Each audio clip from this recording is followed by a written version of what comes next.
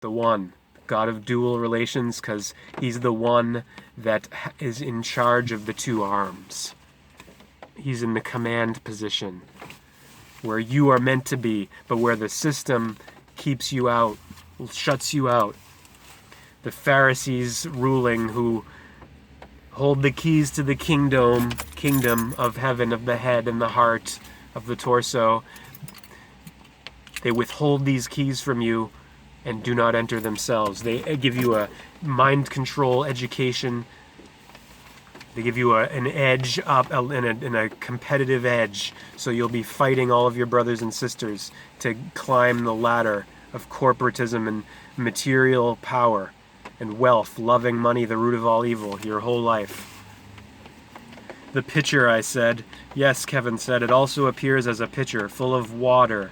Linda Lampton takes it out of the refrigerator. No, that was just an ordinary plastic pitcher, Fat said. Wrong, Kevin said. It was the pot again. How could it be the pot again if it was a pitcher, Fat said. At the beginning of the film, Kevin said, on the parched field off to one side, it only registers subliminally unless you're deliberately watching for it. The design on the pitcher is the same as the design on the pot. A woman is dipping it into a creek, a very small, mostly dried up creek.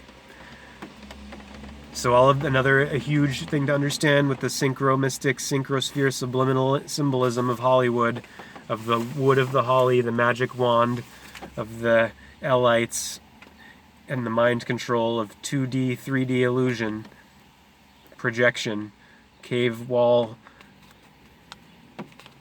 prison thinking and prison beliefs, is that they're flooding your synchrosphere, your consciousness, your mind sphere of your expectations, which generate reality. What's to come is determined in the now, because that what's to come is another now, and they're pumping it with full of expectation of what?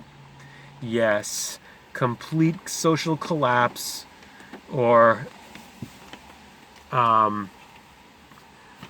what would be called, better term for the complete breakdown would be the term that you always hear, which is dystopian nightmare scenarios, and then artificial intelligence on top of it. They want you to expect it because they're planning and plotting to put you, and they have been for this whole time, to put you this AI system, the A, PEX, and the I.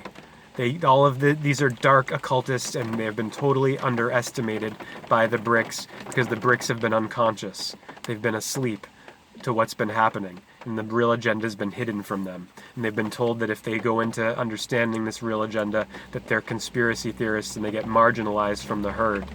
They're brainwashed, policing each other all day long. And now, of course, we have dissent being criminalized, when it's actually an integral part of a well-functioning so-called democratic society. You need dissent. You need disagreement, and you need the left and the right in dialogue. Otherwise, complete collapse, and that's what the agenda is.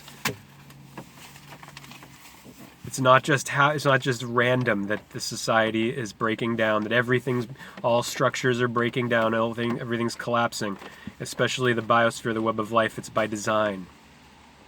These elites want the natural world with its dwindling resources to themselves. They know that the jig is up, so they're going to put us into a virtual prison.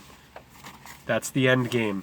And it's inevitable unless a critical mass of the awakened stands up with the power of will and the wheel and says no, as Neo does. It can't just be one guy, of course. Otherwise, if it was just one guy, I wouldn't be sitting here in the car doing this, right? It would have happened. If all was needed was one guy or one gal. No. We don't need another mass movement, but we need a critical mass. We need to tip the scales here, because humanity is being steamrolled as we speak. Humanity's being lost as we speak. The earth is being lost as we speak. There's no question about that. It's not theoretical. It's not my opinion. It's what's verifiably, undeniably evident or obvious. Evident is obvious. It's right there. Once you take off the blinders of social programming and belief and limitation of what's possible and what's actual, you see exactly what's happening. The devastated Earth. That scene the scene in The Matrix entitled The Construct, where Neo's shown what the Earth really looks like 100 years past the 21st century, is actually what is behind and beyond the propaganda screen reality of controlled information being sold to us. Devastated Earth, the sky scorched, being blasted with aerosols. What we have here today is the result of intervention, climate intervention, which is actually a complete violation of the boundaries, healthy boundaries between government and people.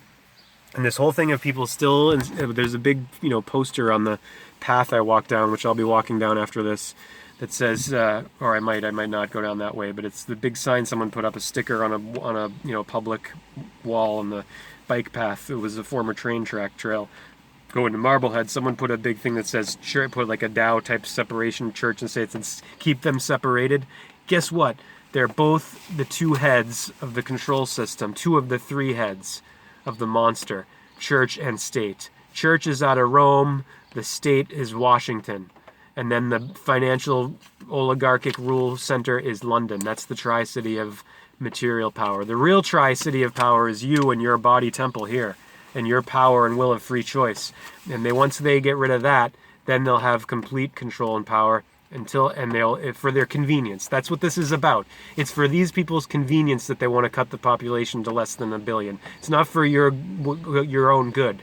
You're not considered. You're not part of their economic model of the future.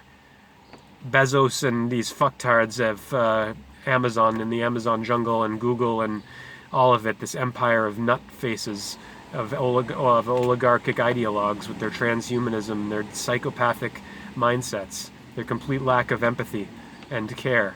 They are, we better stand up to them quick, or absolute AI dictatorship, Orwellian Huxleyan nightmare is on steroids is here by 2030.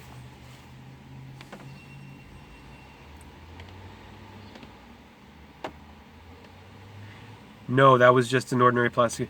At the beginning of the film, on the parched field off to one side, it only registers subliminally unless you're deliberately watching for it. The design on the picture is the same as the design on the pot. A woman is dipping it into a creek, a very small, mostly dried up creek. I said it seems to me that the Christian fish sign appeared on it once as the design. No, Kevin said emphatically. No, I said. I thought so too for the first time, Kevin said. The first time I saw the film. This time I looked closer. Want to watch this again? Remember the film that they watched, the Dharma film, watching it a second time? It's a reference to this. Watch season 4, episode 4 of Lost, where John Locke gets Ben from his own bookshelf the copy of Valis, which Ben says he already read. And John says, maybe you'll find something different the second time. They're referencing the actual content of the book in that scene.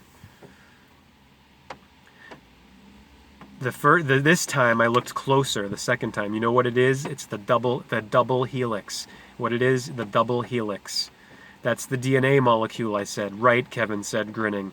In the form of a repeated design running around the top of the picture. We all remained silent for a time, and then I said, DNA memory.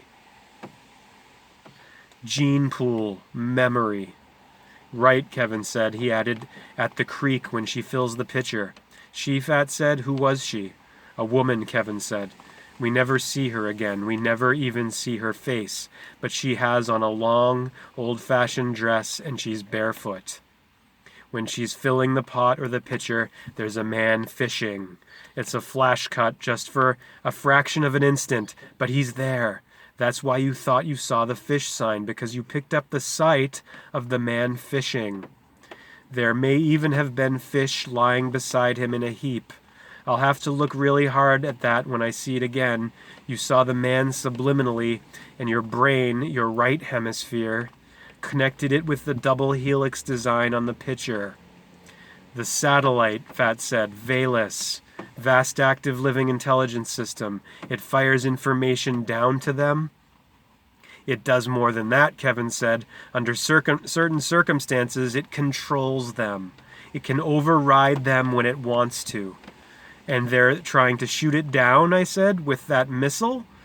Kevin said, the early Christians, the real ones, can make you do anything they want you to do. And see or not see anything. That's what I get out of the picture. But they're dead, I said. The picture was set in the present. They're dead, Kevin said, if you believe time is real. Didn't you see the time dysfunctions? Hare Krishna, aloha, hallelujah, namaste. May God's love be with you always.